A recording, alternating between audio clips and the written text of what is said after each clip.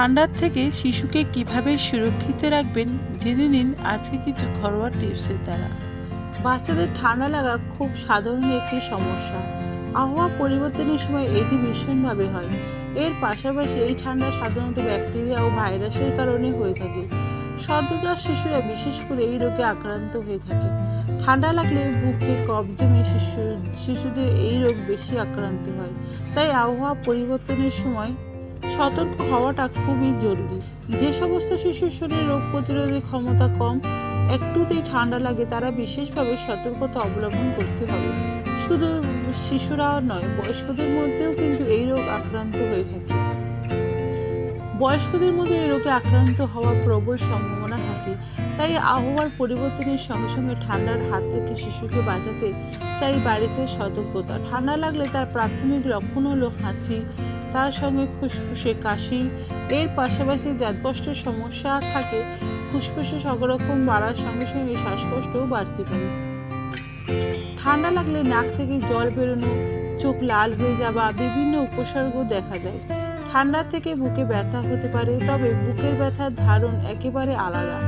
গভীর বা লম্বা লম্বা শ্বাস নেওয়ার সময় বুকে ব্যথা অনুভূত হয়। মূলত ফুসফুসের সংক্রমণের ফলে এই ব্যথা হয়। ঠান্ডা লাগলে মাথা যন্ত্রণা করে, শরীর দুর্বল হয়ে পড়া, খাওয়ার অনীহা ইত্যাদি আনুষঙ্গিক সমস্যা দেখা যায়। অন্যের ভাইরাস থেকেও ঠান্ডা ছড়িয়ে যায়। বিশেষ করে হাঁচি কাশির মাধ্যমে এই ভাইরাস দ্রুত ছড়িয়ে যায় বাচ্চাদের। যদি কোনো সংক্রমিত ব্যক্তি আপনার শিশুকে স্পর্শ করে, তাহলেও ঠান্ডা লাগা প্রবল সম্ভাবনা থাকে। ঠান্ডার প্রতিরোধের উপায়টা কি এবার জানবো আমরা। ঘরের দরজা জানলা খুলে রাখুন।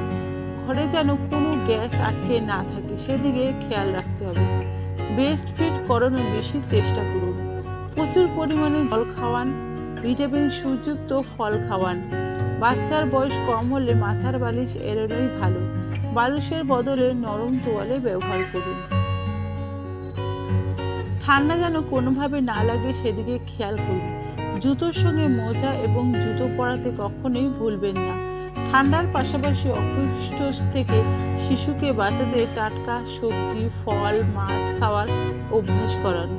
তাহলে আজকের ভিডিওটা থেকে যদি আপনাদের উপকার হয়, তাহলে একটা লাইক অবশ্যই করে দিন। আর আমার চ্যানেলে নতুন বন্ধু হয়ে থাকলে আমার চ্যানেলটাকে সাবস্ক্রাইব করে রাখতে পারেন।